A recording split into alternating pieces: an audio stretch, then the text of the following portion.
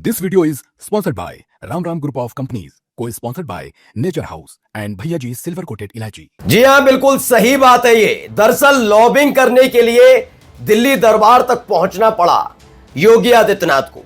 बाबा यानी योगी आदित्यनाथ दौड़े दौड़े दिल्ली पहुंचे। सोचिए 21 तारीख को एक मुलाकात होती है आनंदीबेन पटेल से।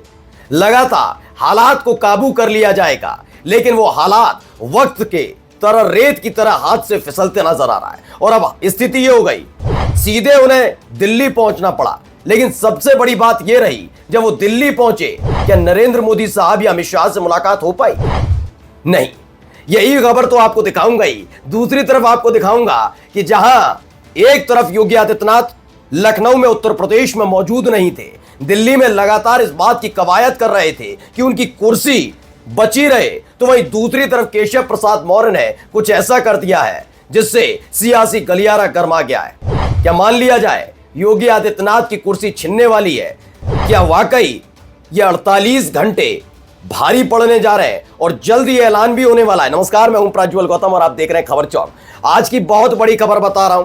खबर इसलिए भी है क्योंकि हाल ही में अखिलेश यादव ने एक अपनी प्रेस कॉन्फ्रेंस में बड़ी बात कह दी थी कि लैंड बैंक बनाने जा रहे हैं योगी आदित्यनाथ ऐसे वक्त में जब उनकी रुखसती होने वाली है। यह बयान सिर्फ गलती से या फिर आरोप प्रत्यारोप के तौर पर नहीं था, इसके अंदर की एक सच्चाई थी। वही सच्चाई मैं आपको दिखाने जा रहा हूं।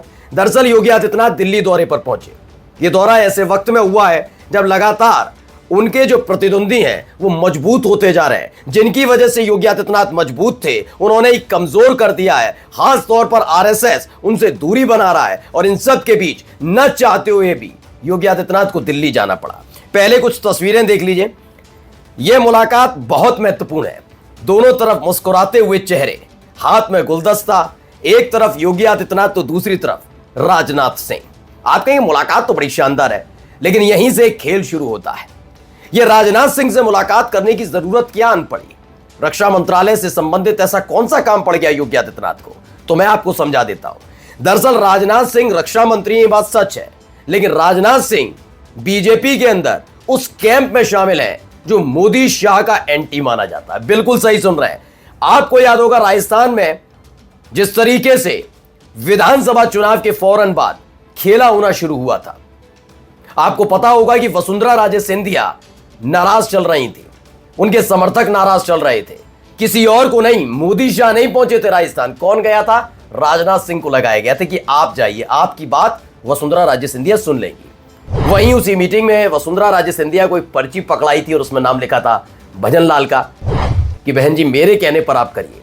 यानी राजनाथ सिंह को आगे किया गया था। कुल मिलाकर आप समझिए कि क्या है, नितिन गडकरी, राजनाथ सिंह, अब तो सुषमा स्वराज नहीं है, ये तमाम वो नेता हैं जो कभी नहीं चाहते थे कि मोदी प्रधानमंत्री बने, बल्कि उनकी जगह 2014 में वो लाल कृष्ण आडवाणी को प्रोजेक्ट करना चाहते थे। प्रधानमंत्री बनने के बाद सबसे पहला काम मोदी शाह की जोड़ी ने यही किया कि उन लोगों को दरकिनार किया गया जो आडवाणी गुट के थे, जिसमें से राजनाथ सिंह भी हैं। इसीलिए आपने उनका चेहरा मीडिया में कम चमकते हुए देखा होगा। खैर, यह मुलाकात होती है। क्या लिखा? उत्तर प्रदेश की विकास यात्रा में अपना सतत योगदान प्रदान करने वाले माननीय रक्षा मंत्री श्री राजनाथ सिंह जी से आज नई दिल्ली में शिष्टाचार भेंट हुई। एक और मुलाकात हो गई, उपराष्ट्रपति से मुलाकात हो जाती है, जगदीप धनखड़ साहब से मुलाकात। ये मुलाकात भी महत्वपूर्ण। अब आप कहेंगे इस मुलाकात के मायने क्या? दरअसल अंदर खाने से खबर है कि मुलाकात तो मोदी और शाह से भी करनी थी, लेकिन वक्त नहीं मिल पाया। हवाला कोई भी दिया गया हो, पहलगाम आतंकी हमले के बाद बैठकों का हवाला हो, व्यस्तता का हवाला हो, इस बीच उन्होंने उपराष्ट्रपति से मुलाकात की। यह मुलाकात एक संदेश के तौर पर भी थी, क्योंकि हर कोई जानता है वो संवैधानिक पद पर जरूर बैठे हैं, लेकिन उपराष्ट्रपति यानी कि मौजूदा उपराष्ट्रपति जगदीप धनखड़ साहब मोदी शाह के कितने करीबी हैं, इसलिए जाकर यह मुलाकात की जाती है। सवाल ये कि आखिरकार मोदी और शाह ने मुलाकात का वक्त क्यों नहीं दिया? इसे लेकर एक खबर भी है, पहले मैं खबर दिखा देता हूं आपको।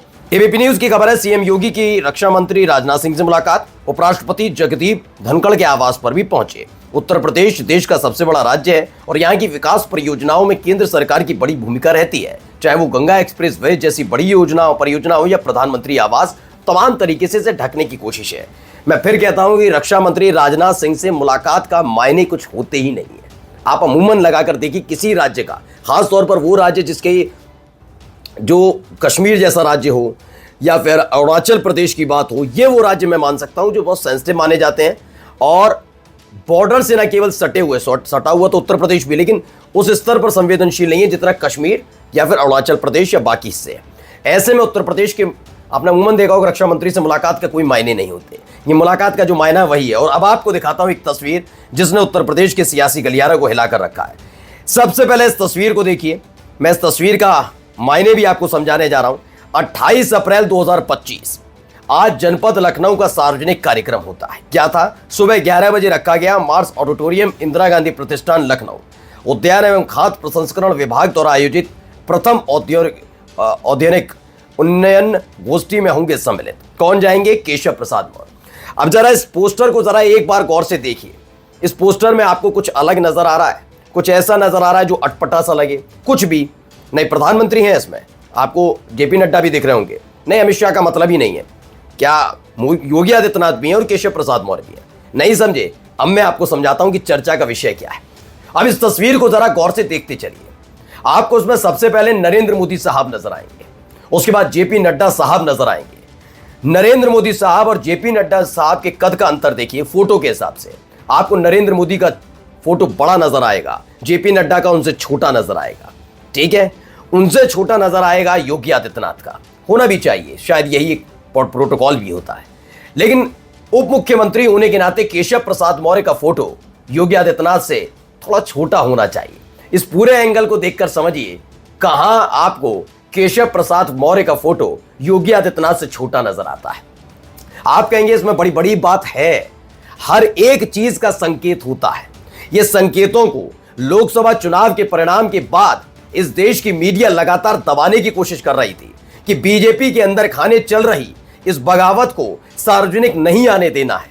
लेकिन तब भी आपके अपने चैनल ने दिखाया और बताया था कि देखिए किस तरीके से ये बैठकों का दौर चल रहा है। दिल्ली योगी आदित्यनाथ पहुंच रहे थे, लेकिन वो खुद जानबूझकर मोदी और शाह से मुलाकात नहीं करते थे, नितिन गडकरी से मुलाकात करते थे जो एंटी मोदी कैंप में बताए जाते हैं। उनसे मुलाकात की थी।